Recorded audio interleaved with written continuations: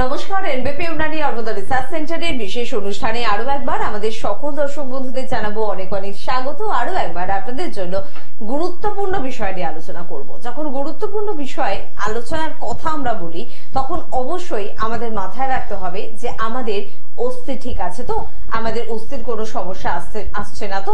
কারণ বেশিরভাগ ক্ষেত্রে দেখা যায় ঘাড় বলুন, পিঠ বলুন, কোমর বলুন, হাঁটু বলুন, গোড়ালি বলুন, বা বিভিন্ন ছোট ছোট বা বড় জয়েন্ট গুলো বলুন, বিভিন্ন কারণে ব্যথা সৃষ্টি হয়। সেটা বর্তমানে যে কোনো বয়সেই কিন্তু হতে পারে, এবং সেই ব্যথার উৎপত্তির কারণ কি, সেই ব্যথা কতদূর পর্যন্ত প্রভাব বিস্তার করতে পারে, এবং সব থেকে ইম্পর্টেন্ট যেটা, সেই ব্যথা থেকে কি সম্পূর্ণভাবে নিরাময় আমরা পেতে পারি, এই সব বিষয়গুলো নিয়ে আজকে কিন্তু আপনাদের সঙ্গে আলোচনা করব আমরা। আমাদের সঙ্গে উপস্থিত রয়েছেন এনবিপি ইউনানি আয়ুর্বেদ রিসার্চ সেন্টারের সিএমও ডক্টর এন ভট্টাচার্য। তাই প্রথমেই ম্যাডামকে জানাবো অনেক অনেক ধন্যবাদ এবং স্বাগত। নমস্কার। এবং স্পন্ডেলোলিস্থেসিস, আসলে স্পন্ডাইলোসিস আমরা অভ্যস্ত এই বিষয়টা নিয়ে আলোচনা করতে, কিন্তু স্পন্ডেলোলিস্থেসিস বিষয়টা কি এবং এটা ঠিক কোথাকার সমস্যা ম্যাডাম, একটু বিস্তারিত ভাবে জানবো।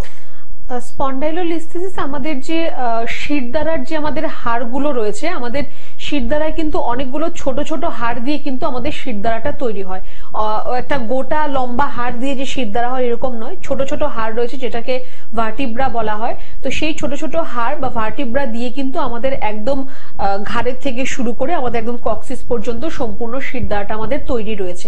এই যে হাড়গুলো, এগুলো কিন্তু একটা নির্দিষ্ট একটা অ্যালাইনমেন্টের মধ্যে থাকে। অ্যালাইনমেন্ট মানে একটা নির্দিষ্ট রকম ভাবে সাজানো থাকে, নির্দিষ্ট একটা ডিস্টেন্সে বা নির্দিষ্ট রকম ভাবে কোথায় হাড়গুলো থাকবে সেরকম ভাবে সাজানো থাকে। এবার যদি সেই সাজানোটা যদি নষ্ট হয়ে যায়, মানে আপনার হাড়গুলো ধরুন লাইন থেকে বেরিয়ে যাচ্ছে, যে ওর সোজা লাইনে থাকা দরকার সে লাইন থেকে এরকম ভাবে বেরিয়ে যাচ্ছে, সামনে পেছনে এরকম ভাবে হয়ে যাচ্ছে আপনার হাড়গুলো, সেটাকে স্পন্ডাইলোলিস্থেসিস বলা হয়।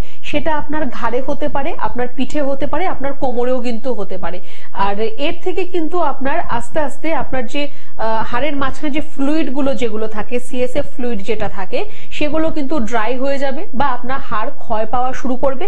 আর সেখান থেকে কিন্তু আপনার অ্যাজ ইট ইজ যেরকম কোমরে ব্যথা বা আপনার পিঠে ব্যথা বা ঘাড়ে ব্যথা হয়, এরকম ভাবেই কিন্তু সূত্রপাত ব্যথা দিয়েই কিন্তু হবে। এবার প্রত্যেকটা ব্যথায় যে আপনার স্পন্ডাইলাইসিস হবে এমন কিন্তু কোনো ব্যাপার নেই। আপনার ঘাড়ের ব্যথা বা কোমরের ব্যথা এটা আপনার অন্য সমস্যার জন্য হতে পারে, স্পন্ডাইলোসিস হতে পারে, স্পন্ডাইলোলিস্থেসিস হতে পারে, অস্টিওফাইটস হতে পারে, অস্টিওপোরোসিস হতে পারে, অ্যান্টেরোলিস্থেসিস হতে পারে, এরকম অনেক সমস্যাই কিন্তু এর মধ্যে আসতে পারে। তো তার জন্য প্রথমত যেটা করা প্রয়োজন, যদি আপনার ব্যথা একদিন দুদিনের মতো থাকে তারপর আস্তে আস্তে ঠিক হয়ে যাচ্ছে, সেটা নিয়ে চিন্তার কোনো কারণ নেই। কারণ অনেক সময় এটা আমাদের ধরুন বসার পশ্চারের জন্য আপনার হতে পারে, যে অনেকক্ষণ ধরে আপনি বসে আছেন বা কোনো জার্নি করছেন কোথাও, বা আপনার ঘুমের সময় আপনি হয়তো একটু আঁকাবাঁকা হয়ে আপনি ঘুমোচ্ছেন, তো তার জন্য আপনার ব্যথা হতে পারে। সেটা যদি এক দুই দিন থাকে তারপর ঠিক হয়ে যায়, সেটা নিয়ে চিন্তা করতে হবে না। কিন্তু এই যদি আপনার ঘাড়ের ব্যথা বা কোমরের ব্যথা যদি আপনার 5 দিন 7 দিন যদি এরকমই ব্যথা আপনার কন্টিনিউ থেকে যায়, তাহলে কিন্তু আপনাকে একটা প্রথমত এক্সরে করতে হবে। সিম্পলি আগে এক্সরে করুন, এত এমআরআই এনসিবি এসবে যাওয়ার দরকার নেই। আগে একটা সিম্পলি আপনার একটা এক্সরে করুন, তাহলে আপনি দেখতে পাবেন যে আপনার হাড়ের কি এক্স্যাক্টলি সমস্যাটা রয়েছে, কোথায় রয়েছে, আর তখন তার ট্রিটমেন্টটা করলে কিন্তু তবে গিয়ে আপনার ঠিকঠাক চিকিৎসাটা হবে। একদম। তাহলে অস্থির সমস্যা নিয়ে আমরা আলোচনা করছি, এবং অস্থির ব্যথা মানে অবশ্যই ঘাড়ে ব্যথা হতে পারে, পিঠে ব্যথা হতে পারে, কোমরে ব্যথা, বা হতে পারে আপনার শরীরের যে কোনো অংশের ব্যথা। তো ব্যথা নিয়ে আপনি সচেতন তো, আপনি নিজেকে ঠিকঠাক ভাবে ট্রিটমেন্ট করছেন তো। এই কথাটা বলার উদ্দেশ্য এটা, কারণ প্রচুর চেম্বার তো এনবিপি থাকে, সেখানে প্রচুর পেশেন্টরা আসে। বেশিরভাগ ক্ষেত্রে তাদের একটা অভিযোগ থাকে যে বছরের পর বছর মেডিসিন খাচ্ছে, কিন্তু তারপরেও সমস্যার সমাধান পাচ্ছি না। এনবিপি ইউনানি আয়ুর্বেদ রিসার্চ সেন্টারে কথাটা কিন্তু একটু অন্যরকম হয়। বছরের পর বছর মেডিসিন খাওয়া তো কোনো দরকার নেই, তবে হ্যাঁ, বছরের পর বছর সমস্যায় ভুগে যদি আপনি আসেন, তখন তো মিনিমাম একটা সময় আপনাকে দিতেই হবে, কিন্তু একটা নির্দিষ্ট পিরিয়ডের পর আপনার সমস্যার সমাধান আপনি কিন্তু পাচ্ছেন। তবে সমাধান পাওয়ার আগে তো যোগাযোগ করতে হবে, বিষয়গুলো নিয়ে জানতে হবে। আজকে যে বিষয়টা নিয়ে কথা বলছি, আরেকটু ম্যাডামের থেকে জানতে পারবো, যখনই কোনো বিষয় নিয়ে আপনি আলোচনা করেন তখনই তার কারণটা আমাদের সুন্দরভাবে বুঝিয়ে দেন যে কেন আমার এটা হচ্ছে। তো এমনি আমরা অনেকে কাঁধে ব্যথা হয় আমরা জানি কি কি কারণে, কিন্তু আজকে যে বিষয়টা নিয়ে কথা বলছি তার কি আলাদা কোনো কারণ রয়েছে? দেখুন, কারণ প্রথমত একটা মেইন যেটা সেটা হচ্ছে যে যদি আপনার কোনো ধরনের কোনো চোট লাগা থাকে, ওখানে কোনো অ্যাক্সিডেন্টের থেকে হলো বা আপনি কোথাও পড়ে গিয়ে আপনার কোনো চোট লাগলো, তাহলে কিন্তু আপনার হাড়ের এরকম অ্যালাইনমেন্টটা চেঞ্জ হয়ে যেতে পারে। বা যদি আপনার অনেকক্ষণ সেম পশ্চারে থেকে যদি কোনো কাজ করতে হয়, সাপোজ ধরুন আপনাকে একভাবে বসে থেকে অনেকক্ষণ আপনাকে কাজ করতে হচ্ছে, বা আপনি দাঁড়িয়ে থেকে অনেকক্ষণ একরকম ভাবে আপনি কাজ করছেন, সেই জায়গায়ও কিন্তু আপনার এরকম হাড়ের কিন্তু অ্যালাইনমেন্টটা আপনার চেঞ্জ হতে পারে। তো বেসিক্যালি এরকম খুব যাদের অ্যাক্সিডেন্টাল কেস তার মধ্যে খুব বেশি এগুলো দেখা যায়, কিন্তু আপনার পশ্চারের কিন্তু যদি কারেকশন ঠিক করে আপনি না করেন তাহলেও কিন্তু আপনার এই সমস্যাটা আসতে পারে। একদম, স্পন্ডাইলোলিস্থেসিস এই বিষয়টি নিয়ে আমরা আলোচনা করছি, যেটা ঘাড় থেকে মোটামুটি পিঠ বে কোমর পর্যন্ত সমস্যা হতে পারে। জানি না কেন বারবার একটা কথা জিজ্ঞাসা করতে ইচ্ছে করছে ম্যাডাম, যে আমরা আরেকটা ভয়ঙ্কর রোগের নাম জানি অ্যাঙ্কাইলোজিং। তো অ্যাঙ্কাইলোজিং আর এই স্পন্ডাইলোলিস্থেসিস এর মধ্যে কি কোথাও একটু মিল রয়েছে? অ্যাঙ্কাইলোজিং এ আপনার ধরুন ব্যথা থেকে শুরু, আস্তে আস্তে সেটা আপনার সম্পূর্ণ বডিকে স্টিফ করে দেবে, আপনার ঘাড়ে বা আপনার কোমরে সম্পূর্ণ একদম আড়ষ্ট হয়ে যাবে, স্টিফ করে দেবে, আপনি হয়তো ঘাড় মুভমেন্ট করতে পারবেন না। তো অ্যাঙ্কাইলোজিং এ এরকম ভাবে এর স্টেপটা আস্তে আস্তে করে এগোয়। কিন্তু স্পন্ডাইলোলিস্থেসিসে কিন্তু আপনার হয়তো মানে কিছু সময়ের জন্য হয়তো আপনার মুভমেন্ট রেস্ট্রিক্ট হতে পারে, মানে আপনার ধরুন যে জায়গার অ্যালাইনমেন্টটা আপনার নষ্ট হয়ে যাচ্ছে সেই জায়গাটায় হয়তো একটা আড়ষ্ট ভাব, বা আপনার হয়তো ঘাড় ঘোরাতে কষ্ট হচ্ছে, কোমর ঘোরাতে কষ্ট হচ্ছে, এরকম আপনার সাময়িক সময়ের জন্য হতে পারে। যদি তখন আপনার ঠিকঠাক চিকিৎসা হয় তাহলে কিন্তু পরবর্তী সময়ে এটা আপনার অ্যাঙ্কাইলোজিং এর মতো আকার ধারণ করবে না। একদম, তাহলে সঠিক সময়ে সঠিক কাজটা করা সবসময় ভালো। তো সেই সঠিক কাজটা করুন না। হতে পারে আপনার ইচ্ছা আছে নিজেকে ভালো রাখার, নিজেকে ভালোবাসার, নিজেকে সুস্থ এবং সুন্দর রাখার, কিন্তু সঠিক জায়গাটা পাচ্ছেন না। তাহলে কিন্তু ওই বাকি ইচ্ছাটাও আপনার পূরণ করে দেব আমরা, সেটা হচ্ছে সঠিক স্থান। সঠিক স্থান অবশ্যই এনবিপি, কারণ এখানে অভিজ্ঞ চিকিৎসকেরা রয়েছে, অত্যাধুনিক আয়ুর্বেদিক মেডিসিন রয়েছে, যেটা বাজার চলতি কোনো মেডিসিন না, একেবারে এনবিপির নিজস্ব মেডিসিন, এবং তার পাশাপাশি খুব উন্নত মানের একটি পঞ্চকর্ম ডিপার্টমেন্ট রয়েছে। এছাড়া আপনি কি এক্সারসাইজ করবেন, কি আপনি খাবেন, কি আপনি খাবেন না, কি আপনার করা উচিত, কি আপনার করা উচিত না, সব বিষয়টা নিয়ে কিন্তু আপনার জন্য একটা ভালো গাইডলাইন রয়েছে। সবকিছু পাচ্ছেন শুধুমাত্র এনবিপিতে। কে আছেন আমাদের সাথে ফোনে? নমস্কার। হ্যাঁ হ্যাঁ, আচ্ছা,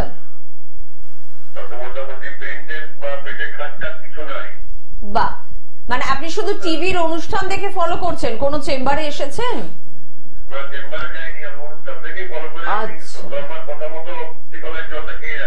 তো তাতে আপনি ভালো রেজাল্ট পাচ্ছেন? আচ্ছা, দেখুন ছোট্ট একটা টিপসেই আপনি কতটা ভালো রয়েছেন। তো সম্পূর্ণ ভালো হতে চান তো?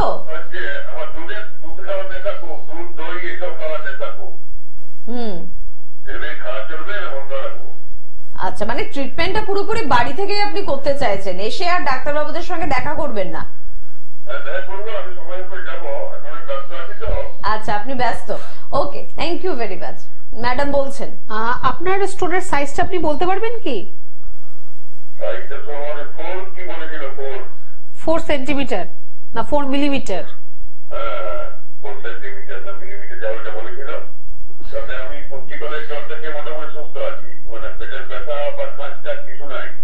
বেশ, দেখুন আমি শুনুন বুঝেছি। দেখুন আপনার যেটা আপনি বললেন যে আপনার স্টোনের সমস্যা রয়েছে, গলব্লাডারে আপনার স্টোন রয়েছে। এবার দেখুন 4 মিলিমিটার আর 4 সেন্টিমিটার দুটোর মধ্যে কিন্তু অনেক ডিফারেন্স রয়েছে। 4 মিলিমিটার হলে আপনার এত চিন্তা করার কিন্তু প্রয়োজন নেই, কিন্তু যদি 4 সেন্টিমিটার হয় তাহলে কিন্তু একটু আপনাকে চিন্তা করতে হবে। আর যেটা আপনি জানতে চাইলেন যে আপনি দুধ বা দই এগুলো খেতে পারবেন কিনা, সেগুলো এখন আপনার খাওয়া একদমই চলবে না। ক্যালসিয়াম জাতীয় খাবারটাকে আপনাকে এখন একটু বন্ধ রাখতে হবে, ঠিক আছে? আর আপনি এখন যেটা খাচ্ছেন কুলথগোলার ডালের জল, সেটা আপনি খেতে পারেন।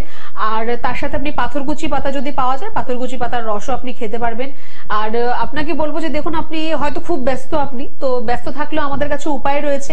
আপনি যদি আমাদের কাছে না আসতে পারেন, আপনি একটু অনলাইন কনসালটেশনের একটু ব্যবস্থা করতে পারেন। আমাদের অনলাইন কনসালটেশনের একটা জায়গা রয়েছে, একটু হেল্পলাইন নাম্বারে আপনি ফোন করুন, যোগাযোগ করুন। যদি আপনি আমাদের চেম্বারে না আসতে পারছেন এখন, অ্যাটলিস্ট আপনি অনলাইনে কনসালটেশনটা আপনি করিয়ে নিন, তাহলে কি আপনার ট্রিটমেন্টটা শুরু হবে। এখন আপনি যেটা করছেন সেটা হচ্ছে আপনার সাইড বাই সাইড আপনাকে ভালো রাখার জন্য, কিন্তু সুস্থ হতে হলে বা সমস্যার সমাধান করতে হলে কিন্তু আপনাকে সেখানে মেডিকেশনেরও প্রয়োজন রয়েছে।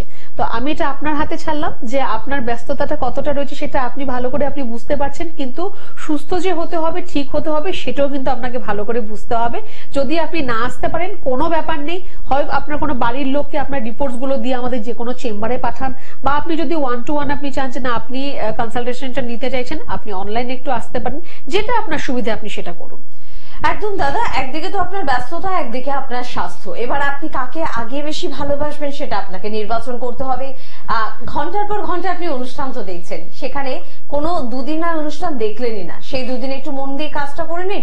কোনো একটা দিন একটু টাইম করে আপনার কাছাকাছি চেম্বারে চলে আসুন। কারণ একবার যদি গলব্লাডারের স্টোনটা সেরকম কোনো পজিশনে চলে যায় যেটা হয়তো আপনার শুধুমাত্র টিপস ফলো করে ভালো হবে না, তাহলে কিন্তু এটার জন্য আপনাকে বেশ অনেকটা সময় তখন নষ্ট করতে হবে। আর আপনি যেহেতু খুব ব্যস্ত, তখন সেই সময়টা নষ্ট করা আপনার জন্য কঠিন হয়ে যাবে। আমাদের বন্ধুদের জন্য বলবো যে যোগাযোগ তো অবশ্যই করতে হবে, আর যোগাযোগ করার জন্য স্ক্রিনে কিন্তু যাচ্ছে ফোন নাম্বার, তো প্লিজ সেই ফোন নাম্বারে কিন্তু ফোন করুন। একটু ফোন নাম্বারটা সবার আগে বলে দেবো, 9830235527 বা 37। চেম্বার তো প্রচুর রয়েছে এবং প্রত্যেকের ব্যস্ততার মধ্যে কিন্তু সেই চেম্বারে আসুন, কারণ স্বাস্থ্যই সম্পদ। আমরা ছোটবেলা থেকে জানি এই সম্পদের থেকে দামি বা এই সম্পদের থেকে মূল্যবান কিন্তু কিছু নেই। ম্যাডামের থেকে এই বিষয়ে অবশ্যই আলোচনা করব, তবে আপনাদের প্রত্যেকের জন্য একবার চট করে একটু বলে রাখবো যে বোলপুরে চেম্বার আছে, ডক্টর বি শর্মাকে পাচ্ছেন। মালদা, রায়গঞ্জ, গঙ্গারামপুর, শিলিগুড়ি, কোচবিহারে ডক্টর এস ঘোষালকে কিন্তু আপনারা পাচ্ছেন। গুয়াহাটিতে আপনারা পেয়ে যাচ্ছেন ডক্টর বি শর্মাকে কিন্তু আপনারা পাচ্ছেন। বহরমপুর এবং কৃষ্ণনগরে ডক্টর এ হালদারকে পাচ্ছেন। বনগাঁয় কিন্তু ডক্টর এন ভট্টাচার্যকে পাচ্ছেন। ডিব্রুগড়ে পেয়ে যাচ্ছেন ডক্টর বি শর্মাকে, পেয়ে যাচ্ছেন হেরিয়ায় ডক্টর এ হালদারকে, মেচেদায় পাচ্ছেন ডক্টর এন ভট্টাচার্যকে, পেয়ে যাচ্ছেন আসানসোলে ডক্টর বি শর্মাকে, বর্ধমানে পাচ্ছেন ডক্টর এন ভট্টাচার্যকে, হলদিয়ায় পাচ্ছেন ডক্টর এ হালদারকে, পেয়ে যাচ্ছেন অবশ্যই আরামবাগে ডক্টর এ হালদারকে, বাঁকুড়ায় আপনারা কিন্তু পেয়ে যাচ্ছেন ডক্টর বি শর্মাকে, দুর্গাপুরে পাচ্ছেন ডক্টর এন ভট্টাচার্যকে, খড়গপুরে পেয়ে যাচ্ছেন ডক্টর বি শর্মাকে, আগরতলায় পাচ্ছেন ডক্টর বি শর্মাকে, শিলচরে কিন্তু পাচ্ছেন ডক্টর এন ভট্টাচার্যকে, দিল্লি এবং মুম্বাই পাচ্ছেন সংস্থার ডিরেক্টর বি শর্মাকে, জামশেদপুরে পাচ্ছেন ডক্টর বি শর্মাকে। এছাড়া আপনারা কিন্তু পেয়ে যাচ্ছেন অবশ্যই চেম্বার মধ্যমগ্রামে সপ্তাহে 2 দিন, ল্যান্সটাউনে সপ্তাহে 2 দিন বা 3 দিন আপনারা কিন্তু পেয়ে যাচ্ছেন অভিজ্ঞ চিকিৎসকদের, পেয়ে যাচ্ছেন শোভাবাজারে, পেয়ে যাচ্ছেন খিদিরপুরে। হাওড়ার বন্ধুরা শিবপুর, বাল্টিগুড়ি বাজার, দাসনগর এবং বেলুড়ে পাচ্ছেন। দক্ষিণ 24 পরগনার বন্ধুরা আমতলা চেম্বারে যোগাযোগ করুন। প্রত্যেক বৃহস্পতিবার সংস্থা ডিরেক্টর বি শর্মা এবং অন্যান্য অভিজ্ঞ চিকিৎসকেরা কিন্তু উপস্থিত থাকেন শুধুমাত্র আপনাদের জন্য। পাশাপাশি কিন্তু গঙ্গাসাগর, পুরুলিয়া, ঝাড়গ্রাম এবং ধানবাদেও কিন্তু নতুন চেম্বারের ওপেনিং খুব অল্প দিনের মধ্যেই কিন্তু শুরু হয়ে যাবে চেম্বার। তো এই এলাকাগুলো যদি আপনার নিকটতম হয়, নিকটবর্তী হয়, তাহলে কিন্তু অবশ্যই আপনাকে স্ক্রিনে দেওয়া নাম্বারে ফোন করে একবার জানাতে হবে যে আমি এই চেম্বারে কিন্তু দেখাতে চাই, তাহলে আপনাকে সম্পূর্ণভাবে সহযোগিতা চেম্বার থেকে করে দেওয়া হবে। কে আছেন বলবেন? নমস্কার। নমস্কার, আমি শুভঙ্কর বলছি আরামবাগ থেকে। আরামবাগ থেকে বলুন দাদা, কি সমস্যা আছে? সমস্যা হচ্ছে যে আমার আগে সবসময় আমার চোখ থেকে জল আসছে আর তার থেকে মাথা ধরে। আচ্ছা, একটু আওয়াজ হচ্ছে। হ্যাঁ হ্যাঁ হ্যাঁ, বুঝতে পেরেছি। ঘাড়ে যন্ত্রণা হয়? আচ্ছা, ঘাড়ে যন্ত্রণা হয়, আর ঘাড়ে যন্ত্রণা হয়, মাথায় যন্ত্রণা হয়, আর চোখ থেকে একটু জল আসে, তাই বললেন তো? আচ্ছা আচ্ছা, দেখুন আপনার যেটা আপনি বললেন যে আপনার ঘাড়, মাথা আপনার দুটোই ব্যথা হচ্ছে, প্লাস আপনার চোখ দিয়েও জল আসছে। তো প্রথমত আপনাকে আমি একটু বলবো, আগে আপনি আপনার একটু চোখের পাওয়ারটাকে আগে একটু চেক করান, ঠিক আছে? আপনার যদি চোখে যদি আপনার পাওয়ারের সমস্যা হয়, তাহলেও কিন্তু আপনার মাথা ব্যথার মতো সমস্যা আসতে পারে। চোখে যদি আপনার অ্যালার্জি হয় বা যদি আপনার চোখের প্রেশার যদি বেশি হয়, চোখের প্রেশার কিন্তু আলাদা করে হয়, ঠিক আছে? সেটাও যদি আপনার বেশি হয়, তাহলেও কিন্তু আপনার চোখ থেকে জল আসার একটা সম্ভাবনা থাকতে পারে। রইল কথা আপনার ঘাড়ে ঘাড়ে ব্যথার, তার জন্য আপনার একটু ঘাড়ের এক্সরে যদি আপনি করতে পারেন খুব ভালো হবে। আরামবাগে আমাদের চেম্বার রয়েছে, আগামী সপ্তাহে আরামবাগে চেম্বার রয়েছে, আপনি একটু হেল্পলাইন নাম্বারে ফোন করে জেনে নিন, আপনাকে আরো ভালোভাবে ওরা গাইড করে দেবে। আর ঘাড় নিচু করে আপনি কোনো কাজ করবেন না, বা কোনো ভারী জিনিস মাথায় নেওয়া বা কাঁধে নেওয়া, আপনি এই জিনিসগুলো আপনি করবেন না। একটুখানি নিজেকে একটু সাবধানে রাখুন। আপনার কাছে যেটা করার রয়েছে, আপনি একটু আপনার চোখের পাওয়ারটাকে একটু চেক করুন। আর একটুখানি আপনি যদি বাইরে আপনাকে দিনের বেলা বেরোতে হচ্ছে, তাহলে যাতে চোখে খুব বেশি সূর্যালোক না লাগে সানগ্লাস ব্যবহার করতে পারেন। খুব বেশি লাইটের দিকে আপনি তাকাবেন না, আপনার চোখের উপর একটু প্রেসার পড়তে পারে। একটু আপনি এই কাজগুলো আপনার করার রয়েছে, আপনি এগুলো করুন। তারপর আপনার মাথা ব্যথা বলুন বা আপনার ঘাড় ব্যথা বলুন, যেটা করতে হবে সেটা আমরা আপনাকে অবশ্যই সাহায্য করব। একদম তার পাশাপাশি আমরা অস্থির সমস্যা নিয়ে আজকে আলোচনা করছি। আমরা আজকে যে স্পন্ডাইলোলিস্থেসিস নিয়ে আলোচনা করছি ম্যাডাম, এটা নিয়ে আর কোন গুরুত্বপূর্ণ দিক একটু আমাদের জেনে রাখা দরকার, বা কি সচেতনতা আমরা অবলম্বন করব, কি আমরা করব বা কি আমরা করব না, একটু যদি জানান। দেখুন, যেটা আপনাদের করার রয়েছে সেটা হচ্ছে প্রথমত যাদের একরকম ভাবে বসে থাকার কাজ রয়েছে, যে আপনি চেয়ার টেবিলে বসে আপনি কাজ করছেন, একই রকম ভাবে অনেকক্ষণ বসে থেকে আপনাকে বা দাঁড়িয়ে থেকে আপনাকে কাজ করতে হয়, আপনি 1-1.5 ঘন্টা অ্যাট্রেস্ট্রেচ কাজ করুন। তারপর একটু কিন্তু আপনার মানে একটুখানি রিল্যাক্সেশনের প্রয়োজন রয়েছে, তার জন্য আপনি স্ট্রেচিং করতে পারেন, বা একটু আপনি হাঁটাহাঁটি করুন, বা আপনি একটু শুয়ে রেস্ট নিন। এরকম ভাবে একটু পশ্চারটাকে চেঞ্জ করুন, তারপর আবার আপনি আপনার যেরকম কাজ করছেন সেরকম আপনি কাজ করুন। যদি আমি আগেই বলেছি, যদি আপনি দেখছেন আপনার ব্যথাটা 5 দিন 7 দিনের বেশি আপনার ব্যথাটা থেকে যাচ্ছে, একটু আপনার কিন্তু ডক্টরের সাথে কনসাল্ট করার প্রয়োজন রয়েছে।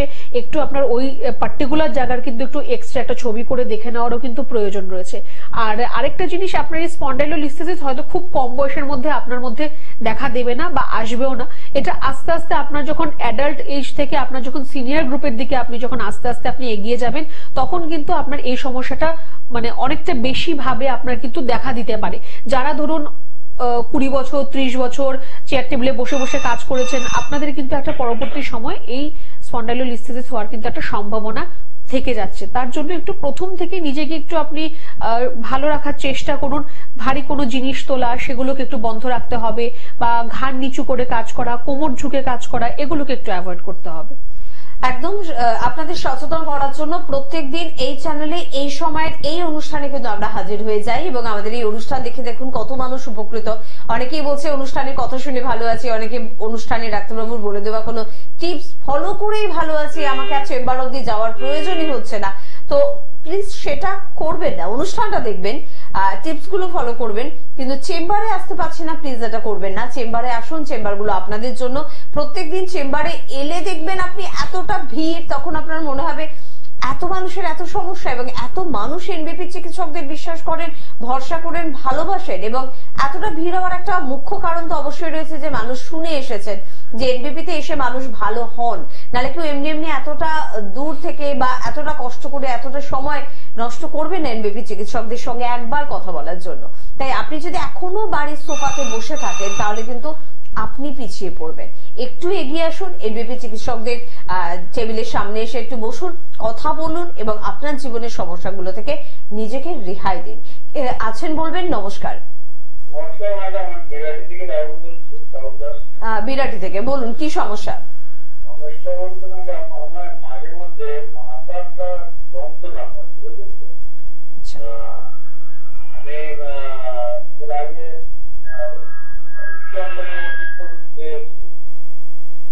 আচ্ছা, মানে কোন ডক্টর দেখিয়ে ওষুধ খেয়েছেন না নিজেই করেছেন ডাক্তারিটা? না, ডক্টর দেখিয়ে খেয়েছি। ডক্টর দেখিয়ে খেয়েছেন, ভেরি গুড। ওকে, ওটা মাঝে কয়েকদিন একটু বন্ধ ছিল, এখন আবার সেই একই। ডাক্তারবাবু কোনো কারণ বলেছেন? মাথা ব্যথার কোনো নাম বলেছেন? না না না। আচ্ছা, ম্যাডাম বলছেন এবারে। আপনার মাথা ব্যথা হচ্ছে একটা পার্টিকুলার সাইডে হচ্ছে, তাই তো? হ্যাঁ হ্যাঁ হ্যাঁ। আচ্ছা। আর সেটা কি আপনার রোদে বেরোলে বা খুব বেশি আলোতে এলে কি ওটা বেড়ে যায়? হ্যাঁ, বেশিরভাগ রোদে বেরোলে বেশিরভাগ ওটা একটু মানে গরমের মধ্যে পেটে আচ্ছা, বেশ। দেখুন, আপনার যেরকম আপনি সাইন সিমটমস গুলো বললেন, এর থেকে মোটামুটি যেটা বোঝা যাচ্ছে যে আপনার হয়তো মাইগ্রেনের সমস্যা রয়েছে, ঠিক আছে? তো মাইগ্রেনের যদি সমস্যা থাকে, তাহলে কিন্তু আপনার ধরুন একটা পাশে আপনার খুব ব্যথা হবে, সেখান থেকে আপনার ধরুন আরো অন্যান্য সমস্যা, আপনার আরো অন্যান্য প্রবলেম, শারীরিক সমস্যা শুরু হবে। ধরুন আপনার গা গোলানোর মতো সমস্যা হতে পারে, বমি হতে পারে, বা আপনার চোখ লাল হয়ে যাওয়া, চোখ দিয়ে জল আসা, এই সমস্যাগুলো কিন্তু আপনার মধ্যে আস্তে আস্তে ডেভেলপ করবে, আরো কিন্তু বাড়বে এই সমস্যাগুলো। তো যদি আপনার মাইগ্রেনের মতো সমস্যা থাকে, এটা কিন্তু যাদের মাইগ্রেন রয়েছে তারা আপনারা খুব ভালো করেই জানেন যে মাইগ্রেনের সমস্যা থাকলে আপনারা এটাই জানেন যে মাইগ্রেনের ব্যথা হবে, আপনি একটা মেডিসিন খাবেন, আপনি ঠিক হয়ে যাবেন, আবার একদিন এরকম ভাবে মাইগ্রেনের ব্যথা হবে, আপনি আবার ওষুধ খাবেন। কিন্তু এটাই কিন্তু আলটিমেট সলিউশন নয়, এটা হচ্ছে আপনার তৎক্ষণাৎ ব্যথাটাকে কমিয়ে রাখার একটা উপায়। কিন্তু মাইগ্রেনের যদি সমস্যা হয় সেটাও কিন্তু আপনার ঠিক হওয়ার জায়গা রয়েছে। আর মাইগ্রেনকে ঠিক করার জন্য কিন্তু আপনার যেরকম ওরাল মেডিকেশনের প্রয়োজন রয়েছে তার পাশাপাশি কিন্তু প্রয়োজন রয়েছে পঞ্চকর্মা থেরাপি। যে পঞ্চকর্মা থেরাপির মধ্যে আমরা আপনাকে নস্য দেব বা শিরে বিরেচন, শিরোধারা এগুলো দেওয়া হবে, আপনার ধূমপান দেওয়া হবে তার মধ্যে। এর থেকে আপনার যে নার্ভগুলো যেগুলো এফেক্টেড হয়ে রয়েছে, যার জন্য আপনার মাইগ্রেনের সমস্যা হচ্ছে, সেই জিনিসগুলো আপনার ঠিক হবে। আমাদের মাথার মধ্যে খুব ছোট ছোট নিউরন রয়েছে, যেগুলোর মধ্যে যদি ঠিক করে আপনার রক্ত সঞ্চালন না হয় তাহলে আপনার এই প্রবলেমটা আসতে পারে। তো একটু আপনাকে বলবো, আপনি বিরাটি থেকে ফোন করছেন, আপনার একদম কাছে আমাদের মধ্যমগ্রামের চেম্বার রয়েছে। প্রত্যেক সোমবার আর শুক্রবার সেখানে আমাদের চেম্বার হয়। একটুখানি হেল্পলাইন নাম্বারে ফোন করে যোগাযোগ করে দেখুন যে আপনি কখন এলে আপনি ডক্টরকে দেখাতে পারবেন। আমার মনে হয় আপনার একটু ঠিকভাবে কিন্তু চিকিৎসাটা করার প্রয়োজন রয়েছে। একদম, তার জন্য যোগাযোগ করতে হবে। আর যেহেতু অস্থির সমস্যা নিয়ে আমরা কথা বলছি, ঘাড়, পিঠ, কোমর বা আপনার শরীরের যে কোনো পার্টিরই অস্থির সমস্যা হোক না কেন, ম্যাডামের থেকে শুধু এটাই প্রশ্ন যে অনেকেরই একটা অভিযোগ থাকে যে অনেক জায়গায় ডক্টর দেখাচ্ছি, মেডিসিন খাচ্ছি, অনেকটা সময় পার হয়ে যাচ্ছে, ভালো হচ্ছে না, সে কারণে এনবিপির অনুষ্ঠান দেখা শুরু করেছি। তো সেই বন্ধুদের জন্য এনবিপির তরফ থেকে কি বার্তা থাকবে? শুধু যদি আমি ব্যথার জন্য বলি, আমরা যত পেশেন্ট দেখি প্রত্যেকে একটাই কথা বলে যে হ্যাঁ আমি তো ব্যথার ওষুধ খাচ্ছি, তখন একদিন দুদিন ঠিক থাকে, তারপর আবার অ্যাজ ইট ইজ প্রবলেমটা হয়। এটা আপনাকে বুঝতে হবে যে ব্যথার ওষুধ খেয়ে আপনার কোনো লাভ হবে না। ব্যথা হচ্ছে, ব্যথার ওষুধ খাবেন, একদিন দুদিন ভালো থাকবেন, তৃতীয় দিন আবার অ্যাজ ইট ইজ আপনার ব্যথাটা আবার ঘুরে চলে আসবে। কেন? কারণ আপনি সিমটমস এর জন্য আপনি ট্রিটমেন্ট করছেন। ব্যথাটা একটা সিমটম, আপনার ভেতরে কোনো প্রবলেম রয়েছে, আপনার সেটা নার্ভের হতে পারে, মাসেলের হতে পারে, হাড়ের হতে পারে, টেন্ডনের হতে পারে, যে কোনো কারণে হতে পারে। আপনার সিমটম হচ্ছে ব্যথা, আপনি তার ট্রিটমেন্ট করছেন। তো সিমটমের ট্রিটমেন্ট করলে যতদিন ওষুধ খাবেন ততদিন ঠিক থাকবে, তারপর আবার অ্যাজ ইট ইজ হয়ে যাবে। যে কারণটার জন্য আপনার এই ব্যথাটা হচ্ছে, আপনি যদি সেই কারণে চিকিৎসাটা করান তাহলে আপনাকে আলাদা করে সিমটমের জন্য চিকিৎসা করতে হবে না, ব্যথার জন্য আলাদা করে ওষুধ খেতে হবে না। আর এই ব্যথার ওষুধ আপনি কতদিন খাবেন? একটা সময় গিয়ে তো এটা আপনার লিভার, কিডনি সব নষ্ট করে দেবে। অনেক এরকম ডিজিজ রয়েছে যার মধ্যে যে পেইন কিলার মেডিসিন গুলো যেগুলো ব্যবহার করা হয় বা যেগুলো দেওয়া হয়, তার মধ্যে অনেক ধরনের স্টেরয়েড মেডিসিন রয়েছে। তো সেগুলো কিন্তু আপনার শরীরের পক্ষে খুবই ক্ষতিকারক। তো একটুখানি আগে আপনাকে এটা বুঝতে হবে যে আমার ব্যথাটা কেন হচ্ছে, কারণটা আগে আপনি বোঝার চেষ্টা করুন। আপনি যদি নিজে বুঝতে পারেন, দেখবেন অর্ধেকটা সুস্থ আপনি এমনি হয়ে যাচ্ছেন। আপনি হয়তো সব মেডিকেল টার্ম বুঝতে পারবেন না, কিন্তু কেন হচ্ছে, কোথায় সমস্যাটা, এইটুকু আপনি অ্যাটলিস্ট বুঝতে পারবেন। এটা আগে বুঝতে হবে, আর তার জন্য আপনাকে রিপোর্ট করতে হবে। আমি আজকে একজন পেশেন্ট দেখেছি, 10 বছর ধরে হাঁটু ব্যথা, একটা এক্সরে রিপোর্ট ওনার নেই, উনি নাকি ট্রিটমেন্ট করছেন, উনি মেডিসিন খাচ্ছেন। কিসের ট্রিটমেন্ট তাহলে ওনার হচ্ছে? কোন বেসিসে ট্রিটমেন্টটা হচ্ছে? আমার কাছে প্রথম দিন যখন এসেছে, আমি প্রথমে আগে ওনাকে এক্সরে করতে দিলাম। কেন? আগে আমাকে জানতে হবে ওনার কিসের সমস্যা, কোথায় সমস্যা। এক্সরেতে ধরা না পড়লে আমি তারপর এমআরআই কথা ভাববো বা এনসিবির কথা ভাববো, নার্ভের টেস্ট করব। তো আগে আপনাকে জানতে হবে কোথায় কি সমস্যা রয়েছে। এমনিতে একটা ওষুধ দিয়ে দিলাম, 3 মাসে আপনি ভালো হয়ে যাবেন, 3 মাস পর আর আসতে হবে না, এরকম ভাবে কখনো ট্রিটমেন্ট হতে পারে না। একদম। আর সে কারণে যোগাযোগ কিন্তু করতে হবে, ট্রিটমেন্টটাকে ট্রিটমেন্টের মতন করতে হবে। যে কাজটাই করবে সে কাজটাকে কাজের মতন করে করতে হবে, যাতে আপনার কাজে কোনো খুঁত না থাকে। তাই আপনার করণীয় কাজ কি? অনুষ্ঠান আপনি দেখছেন, যদি আপনার বিশ্বাস আমরা অর্জন করতে পারি, যদি আপনার মনে হয় যে প্রত্যেক দিন এতশো মানুষ এনবিপিতে গিয়ে ভালো হচ্ছে, তাহলে কেন আমি ভালো হতে পারবো না? তাহলে অবশ্যই যোগাযোগ করতে পারেন 9830235527 বা 37। দেখুন, দুটি নাম্বার টিভি স্ক্রিনেই রয়েছে। এই নাম্বারগুলোতে আপনাকে ফোন করতে হবে। আপনার বাড়ির কাছে কোন চেম্বারটি হচ্ছে সেই চেম্বার সম্পর্কে জানতে হবে, অ্যাপয়েন্টমেন্ট নিতে হবে, এবং আপনার যত পুরনো রিপোর্ট রয়েছে, মূলত কারেন্ট রিপোর্ট, 10-12 বছরের আগের রিপোর্ট চাইলে আনতে পারেন, কিন্তু কারেন্ট রিপোর্ট গুলো কিন্তু অবশ্যই আনতে হবে, এবং তারপর এসে ডক্টরের সঙ্গে এসে কথা বলতে হবে। দেখুন না, শুরু করুন না আপনার এই যাত্রাটা, হয়তো এই যাত্রাটা খুব সুন্দর হবে আপনার জন্য। আপনার সারা জীবন মনে থাকবে যে আমি যে সিদ্ধান্তটা নিয়েছিলাম টিভির অনুষ্ঠান দেখে, সিদ্ধান্তটা একদম সম্পূর্ণ নিয়েছিলাম। অস্থির সমস্যা নিয়ে কথা বলছি, আমরা প্রত্যেকেই বর্তমানে অনেক সচেতন, নিজের অস্থিকে ভালো রাখার চেষ্টা করছি। টিভিতে প্রচুর বিজ্ঞাপন দেয় যে এই হেলথ ড্রিঙ্কস গুলো খেলে হাড় শক্ত হয়, বা ক্যালসিয়াম বা ভিটামিন বি জাতীয় কিছু খেলে আমাদের হাড়গুলো শক্ত হয়।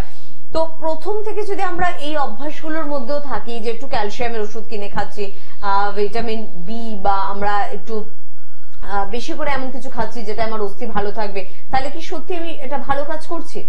না, আপনি মেডিসিনের কথাটা চিন্তাই বা করবেন কেন যে আমি কোনো ধরনের সাপ্লিমেন্ট খাবো বা মেডিসিন খাবো? সাপোজ আপনি কোনো অ্যাড দেখছেন যে এই সাপ্লিমেন্টটা আপনার হাড়ের জন্য ভালো, হার্বাল প্রোডাক্ট, এর থেকে হচ্ছে, ওর থেকে হচ্ছে, তো এই যে হার্বাল প্রোডাক্ট যে জিনিসগুলো থেকে হচ্ছে সেটা কি আপনার কাছে অ্যাভেলেবেল নেই? আপনি কি র জিনিসটা পাচ্ছেন না? আপনি তো সেই র জিনিসটা আপনিও তো পাচ্ছেন, তাহলে আপনি সেটা র হিসেবে খাবেন না কেন? আপনি কেন বসে থাকবেন যে সাপ্লিমেন্ট হয়ে আসুক, ট্যাবলেট হয়ে আসুক, তারপর আমি খাবো? বেসিক্যালি ক্যালসিয়াম মেডিসিন আপনার শরীরের মধ্যে 30 to 40% অ্যাবজর্ব হয়, বাকিটা আপনার কিন্তু স্টুলের সাথে বেরিয়ে যায়। তো আলটিমেটলি লাভ কিছুই হলো না। তার থেকে বেটার আপনি ক্যালসিয়াম রিচ খাবার যেগুলো রয়েছে, চিজের মধ্যে ক্যালসিয়াম রয়েছে, দুধের মধ্যে রয়েছে, ছানা, দই, তার মধ্যে ক্যালসিয়াম রয়েছে, আপনি ক্যালসিয়াম রিচ খাবার খান। আপনি আপনার প্রত্যেকদিন খাদ্য তালিকার মধ্যে প্রত্যেকটা ভিটামিন, মিনারেলস, প্রত্যেকটা আপনার যা যা প্রয়োজন প্রত্যেক দিনের খাবারে, প্রোটিন, কার্বোহাইড্রেট, এগুলো আপনি তার মধ্যে রাখুন। আপনি ওই অপেক্ষায় কেন থাকবেন যে ওটার সাপ্লিমেন্ট হয়ে আসবে তারপর আমি খাবো? আলটিমেটলি ওই সাপ্লিমেন্টের মধ্যে কি থাকছে সেটা তো আপনিও জানেন না। হার্বাল বলে আজকাল অনেক কিছু বেরিয়ে যাচ্ছে, হার্বাল পেস্ট, হার্বাল সাবান, হার্বাল এই, হার্বাল ওই, কতটা হার্বাল আছে সেটা আপনিও জানেন না। একটা নিম পাতা আর একটা অ্যালোভেরা দিলেই সেটা হার্বাল হয় না। এই জিনিসগুলো একটু বুঝতে হবে। আপনার হাতের কাছে যে জিনিসগুলো রয়েছে আপনি সেটাকে গ্রহণ করুন, আপনার জন্য ভালো সেটা কাজ দেবে। একদম। খাবার দাবার, ফল, সবজি, এগুলো তো আমরা নিজেরাই একটু নির্বাচন করে খেতে পারি, তবে হ্যাঁ মেডিসিন কিন্তু আমরা তৈরি করতে পারবো না। আর সে কারণে যদি ভালো পিওর আয়ুর্বেদ মেডিসিন বলে থাকি, তাহলে কিন্তু অবশ্যই আমাদের নির্ভর করতে হবে একটি নির্ভরযোগ্য প্রতিষ্ঠানের উপর, এবং সেই নামটাই কিন্তু এনবিপি ইউনানি আয়ুর্বেদ রিসার্চ সেন্টার। ভরসা করে শুধুমাত্র আপনাকে পৌঁছতে হবে, রেজাল্টটা আপনি নিজে উপলব্ধি করবেন, তাও রিপোর্ট বেস। কে আছেন বলবেন? নমস্কার। নমস্কার, সূর্য বলছিলাম, সূর্যপুর থেকে। কোথা থেকে? সূর্যপুর। আচ্ছা, মানে এটা কোন জেলা? দক্ষিণ চব্বিশ পরগনা। দক্ষিণ চব্বিশ পরগনা। বলুন কি সমস্যা? সমস্যা বলতে আমার মানে দাঁতের মাড়ি থেকে দাঁত মারতে গেলে একটু রক্ত আসে। আচ্ছা, এটাই সমস্যা তাই তো? রক্ত আসে, দাঁত থেকে দেখতে পাচ্ছি মানে নর্মাল করছি। আচ্ছা, কোনো ডেন্টিস্টের পরামর্শ নিয়েছেন না এখানেই প্রথম ফোন করলেন? না না, ডেন্টিস্টের পরামর্শ নিয়ে আমি এখানেই ফোন করলাম। ওকে ওকে, বেশ। আচ্ছা, শুধুমাত্র কি রক্তই আসে নাকি আপনার মাড়িটা ফুলে আছে বা লাল হয়ে আছে, ব্যথা হয়, এরকম? ফুলে নেই, আমি যখন দাঁত মারতে যাই মানে মায়ের তখন রক্ত আসে। আচ্ছা, ব্যথা নেই তো কোনো? না, ব্যথা নেই। বেশ, দেখুন এটা আপনার যদি এরকম মাড়ি থেকে যদি আপনার এরকম রেগুলার যদি ব্লিডিং হয়, আপনার পাইরিয়ার সমস্যা রয়েছে, তো তার জন্য কিন্তু আপনার প্রথমত যেটা প্রয়োজন রয়েছে সেটা হচ্ছে আপনি একদম কচি পেয়ারা পাতা যদি আপনার পাওয়া যায় সেটা আপনি চিবিয়ে খাবেন, যাতে তার রসটা আপনার সম্পূর্ণ মুখের মধ্যে লাগে। আর প্রত্যেক দিন আপনি একটুখানি গরম জলের মধ্যে একটুখানি নুন দিয়ে, একটু বেশি করে নুন দেবেন, দিয়ে ওই জলটা দিয়ে একটু কুলকুচি করবেন। তাহলে আপনার যদি কোনো ধরনের ভেতরে ইনফেকশন হয়ে থাকে সেগুলো কিন্তু আপনার আস্তে আস্তে তাহলে ঠিক হয়ে যাবে। এটা আপনি এখন আপাতত করা শুরু করুন। খুব বেশি জোরে আপনি ব্রাশ করবেন না, মানে খুব আপনার যদি খুব জোরে আপনি ব্রাশ করেন সেখান থেকে আপনার ব্লিডিং কিন্তু হতে পারে। খুব বেশি জোরে আপনি ব্রাশ করবেন না। আর একটুখানি কিন্তু আপনার যদি সম্ভব হয় আপনি একটু কোনো ডেন্টিস্টের সাথে একটু কনসাল্ট করে নিতে পারেন। একদম তাই, যোগাযোগ তো অবশ্যই আপনাদের করতে হবে, এবং তার জন্যই কিন্তু স্ক্রিনে আপনাদের জন্য নাম্বার যাচ্ছে। অস্থির বিভিন্ন সমস্যা নিয়ে আলোচনা যেখানে করছি, আপনি ভাবছেন যে আমার মনে তো একটা প্রশ্ন ছিল, এই প্রশ্নটা যদি ম্যাডামের কাছে রাখতে পারতাম, কিন্তু ফোনটা তো পাচ্ছি না। প্রশ্নটা এটা হতেই পারে যে আপনার সমস্যা হয়তো দীর্ঘদিনের, এখন আপনি ভালো হননি, বর্তমানে আপনার ডক্টর আপনাকে একটা অপারেশনের পরামর্শ দিচ্ছে। অপারেশন বলে কথা, সেটা কি সত্যি রাজি হয়ে যাওয়া উচিত? তো সেটা ম্যাডামের থেকে একটু শুনবো। দেখুন, অপারেশনটা কিছু কিছু ক্ষেত্রে হ্যাঁ অবশ্যই আপনার অপারেশনের প্রয়োজন রয়েছে। যেটা আপনার যদি লিগামেন্ট টিয়ার হয়ে থাকে সেটা তো আপনার এমনিতে আর জোড়া লাগবে না, সেসব জায়গায় ঠিক আছে। কিন্তু আপনার ধরুন পিসিওডির প্রবলেম রয়েছে, আপনার রেনাল স্টোন রয়েছে, বা আপনার গলব্লাডার স্টোন রয়েছে, বা আপনার শিরদাঁড়ার সমস্যা, হাঁটুর সমস্যা, তার জন্য প্রথমে আপনাকে অপারেশন বললে আপনার ঝাঁপিয়ে অপারেশনের উপর গিয়ে পড়তে হবে এমন কোনো ব্যাপার নেই।